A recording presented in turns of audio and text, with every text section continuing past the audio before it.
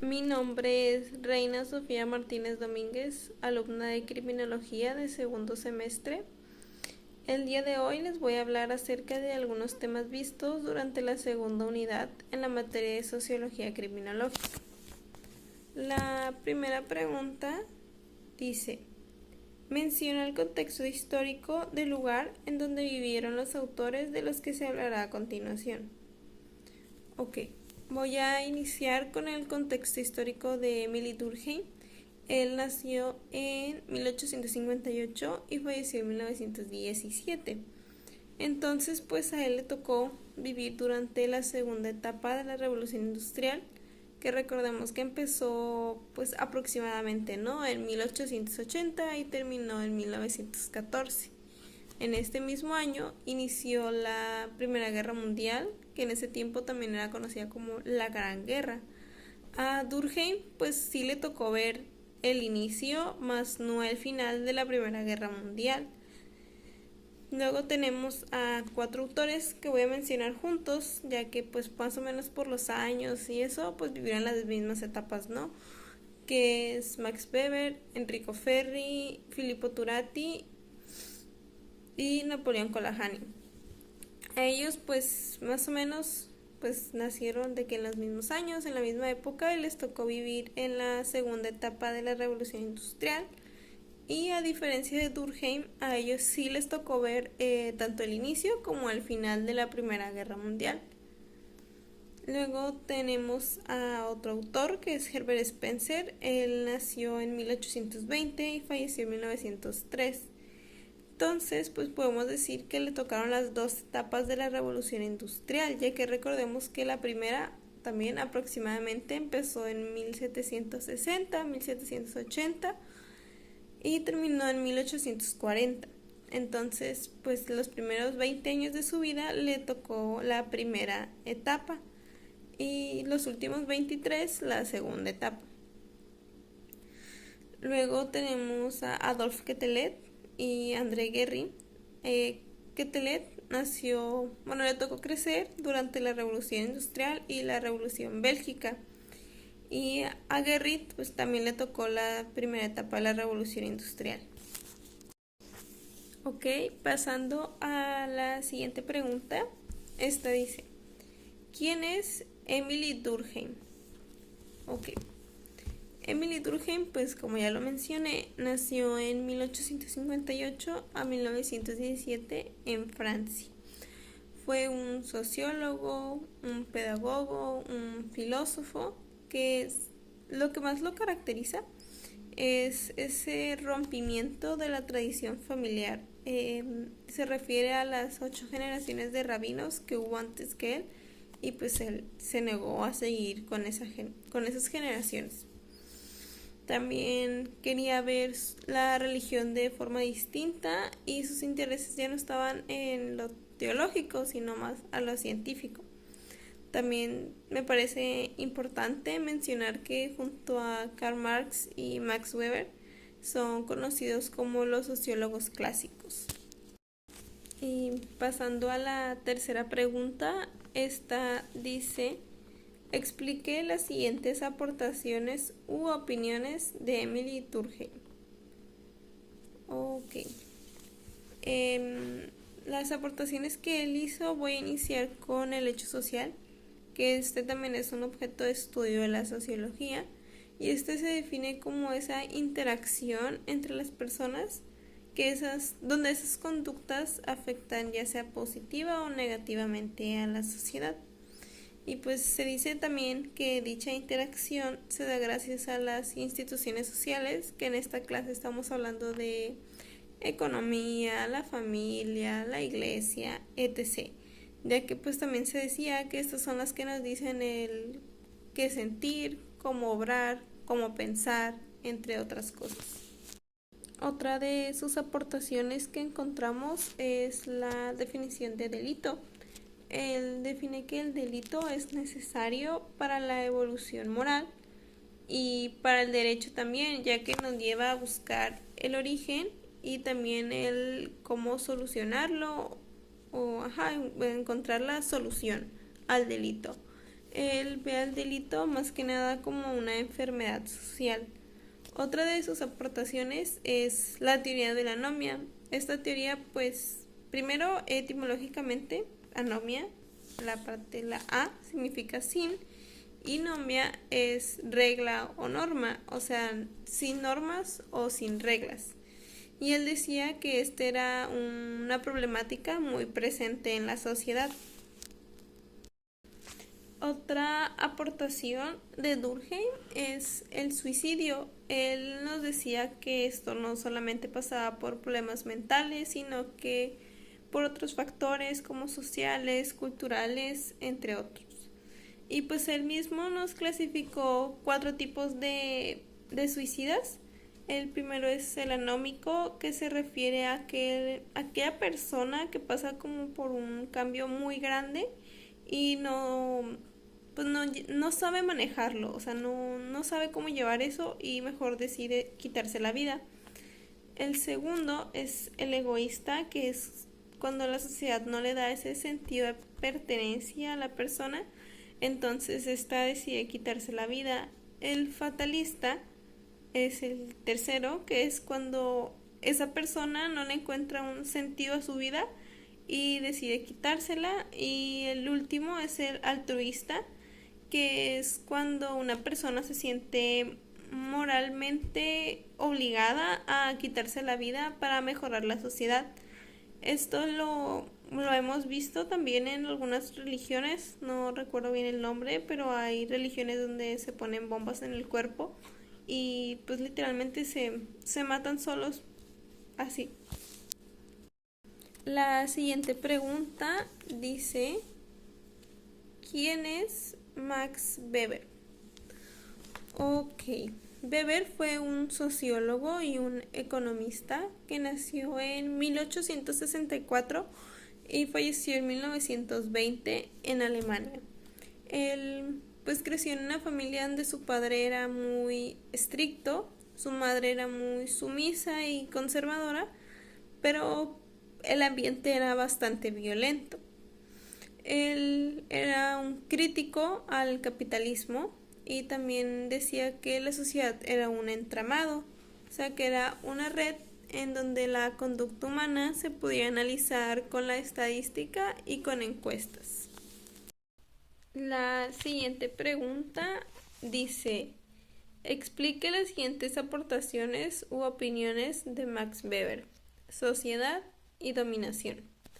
Bueno, la parte de sociedad ya pues medio lo expliqué ahorita con lo del entramado, ¿no? O sea, esa red donde él decía que la conducta humana se analizaba estadísticamente y con encuestas.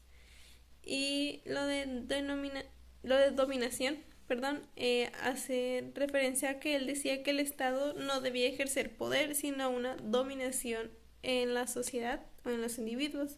Y por esto él creó 3 tipos de dominación. La primera es la tradicional, que es aquella que se acata por santidad, por costumbre, religión, entre otras cosas. La racional, que siento que es como la más correcta para mí, que es la que dice que se ejecuta la autoridad mediante las leyes ya aceptadas por la sociedad.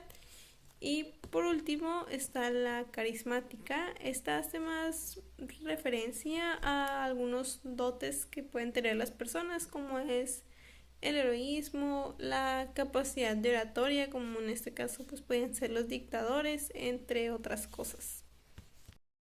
La siguiente pregunta dice, ¿quién es Herbert Spencer? Herbert Spencer fue un filósofo, un escritor, un naturista. Nació en Inglaterra en 1820 y falleció en 1903, igual, en Inglaterra.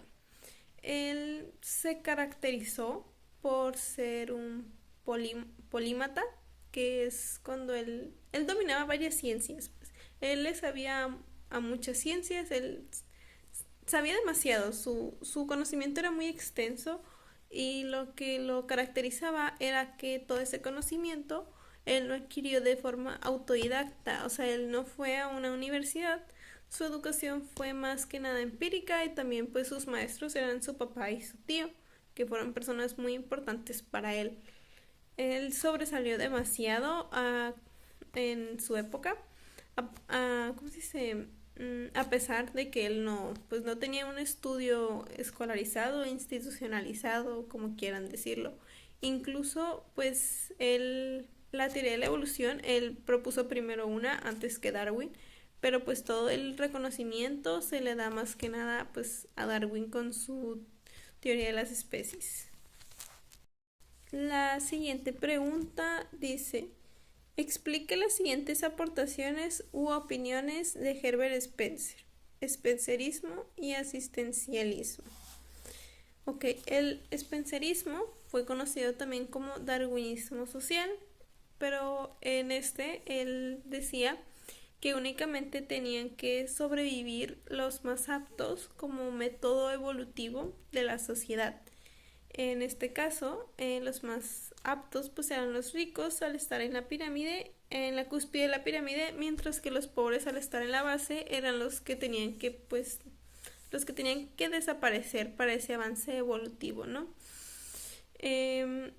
De aquí también entra el asistencialismo, se relaciona mucho, ya que el asistencialismo se refiere a esa ayuda de las personas a las personas más vulnerables, y pues para Spencer esto era muy peligroso y no se debía hacer, ya que ponía en riesgo ese avance evolutivo, ya que no solamente iban a evolucionar los más aptos, sino que también iban a evolucionar los débiles, pero por una ayuda que se les había dado. La siguiente pregunta dice, ¿quién es Enrico Ferri? Relación con la sociología criminal. Enrico Ferri fue un periodista, político, jurista italiano que nació en el año de 1856 y falleció en 1929. Fue parte de la Escuela Positiva, también fue alumno de César Lombroso y de Francisco Carrara.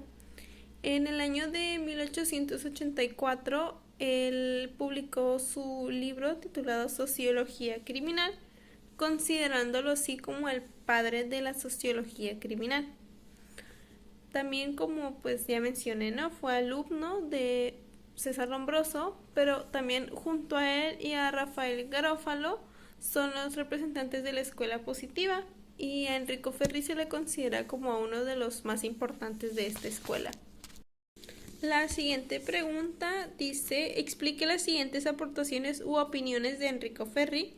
Y la primera habla de la relación con la Escuela Positiva, que ya la mencioné, que pues junto a Lombroso y a Garófalo son los representantes de esta escuela, pero a Ferri se le considera como el autor más importante. Otro punto que Ferri nos menciona es que existe el libre albedrío, que es esa capacidad que tiene el ser humano de tomar sus propias decisiones, pero tomando en cuenta lo que está bien y lo que está mal. También nos dio los factores que llevan al delito, que son 3, que es los antropológicos, se refiere más que nada a la organización orgánica del cuerpo, las características personales, psíquicas, entre otras. La segunda son las físicas o cosmotelúricos, que estos vendrían siendo los factores exógenos. También con esto se relaciona con la escuela cartográfica, que voy a mencionar un poquito más adelante. Y esto se refiere pues a la naturaleza, al cambio climático, al clima, entre otros. No era cambio climático, era estación del año. Bueno, y los últimos son los sociales, los cuales se refieren a las características de la población, que es la migración, las familias, entre otros.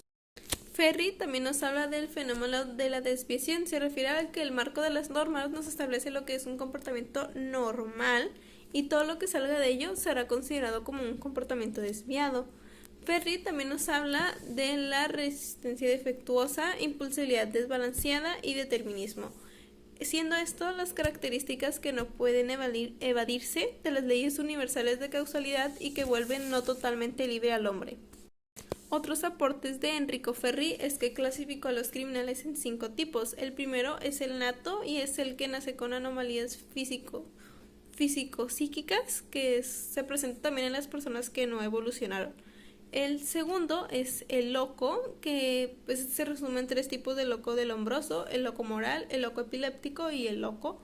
También está el habitual, este se refiere cuando esa tendencia delictiva está en su estilo de vida. El cuarto es el pasional, que es una variante del ocasional, pero este se refiere a cuando sus emociones se salen de control y eso lo lleva a delinquir. Y el ocasional pues es cuando una persona delinque únicamente cuando se le presenta la ocasión de hacerlo. Ferri también estudiaba las instituciones penales y veía que no estaban funcionando, entonces creó la pena difesa y los sustitutivos penales. Él creía que las cárceles debían ser reemplazadas, ya que estas condenas no estaban sirviendo y solo estaba creciendo la criminalidad, debido a que las personas que salían de la cárcel al regresar a la sociedad cometían crímenes peores debido a que estaban resentidas. De ahí surgieron los sustitutivos penales, los cuales hay de orden económico, político, administrativo, familiar, religioso, entre otros más. Por último, tenemos la manía de la riqueza, que este era un virus o una enfermedad de la sociedad, así lo veía Ferri, y ese estaba ocasionado por el modelo productivo capitalista, debido a que este solo nos creó una necesidad de querer más y más cada vez. La siguiente pregunta dice: ¿quiénes son Napoleón Colajani y Filippo Turati? Ellos son considerados los autores de la tercera escuela, empezando por Colajani. Fue un periodista, escritor, un republicano intelectual, nacido en 1847 y fallecido en 1921. A él le tocó vivir la unificación de Italia a inicios del siglo XIX. Por otro lado, tenemos a Filippo Turati, un maestro de derecho, político, también periodista, nacido en 1857 y falleció en 1932. Él es uno de los fundadores del Partido Socialista Italiano de 1892 y también fundadores de la Concentración Antifascista. También cabe destacar que él era un antimilitarista. Su relación con la escuela positiva se da porque escribió una obra titulada Sociología Criminal, donde hacía una crítica hacia la escuela positiva. Y pues las aportaciones que tenemos de ellos son la revista Crítica Social, el himno a los trabajadores, y en conjunto Colajani y Turati crearon la teoría socialista. Ya hablando de los últimos temas, la siguiente pregunta es explique la escuela cartográfica. La escuela cartográfica es también llamada escuela de estadística, estadística geográfica o estadística moral. Esta se puede relacionar con la escuela positiva, con Enrico Ferri, ya que él tuvo mucha influencia de la escuela cartográfica, publicando así la ley de saturación criminal.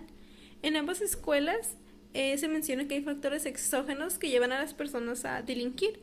Entonces podemos concluir que la escuela cartográfica fue un puente de conexión entre la escuela clásica y la escuela positiva. Los autores que representan a esta escuela son Adolphe Quetelet y André Guerry. Iniciando por Quetelet, él fue un astrónomo naturista, nacido en 1796 y falleció en 1874. Por otro lado, tenemos a Guerry, nacido en 1802, falleció en 1866. Él fue un abogado y sociólogo. Es considerado uno de los fundadores del estudio empírico de la criminología. Dentro de las aportaciones de esta escuela tenemos los que son las leyes térmicas, las cuales son 3. La primera dice que en invierno se comete un mayor número de delitos contra la propiedad, en verano se comete un mayor número de delitos contra la integridad de las personas y en primavera se comete un mayor número de delitos sexuales. La escuela cartográfica también nos define el delito como un fenómeno constante, inevitable y necesario que debe medirse cuantitativamente. Esto tiene relación con la ley de saturación criminal de Enrico Ferri, ya que se dice que el delito sucede periódicamente con regularidad y precisión. También se dice que el delito es un fenómeno social ocasionado por hechos sociales que son detectables y determinables por medio de la estadística. Por esta razón, el método por excelencia para la investigación es la estadística, ya que esta utiliza mapas y datos estadísticos que la escuela cartográfica utiliza para medir las variaciones de criminalidad, siendo esto un trabajo de Quetelet. Esto fue todo de mi parte. Muchas gracias.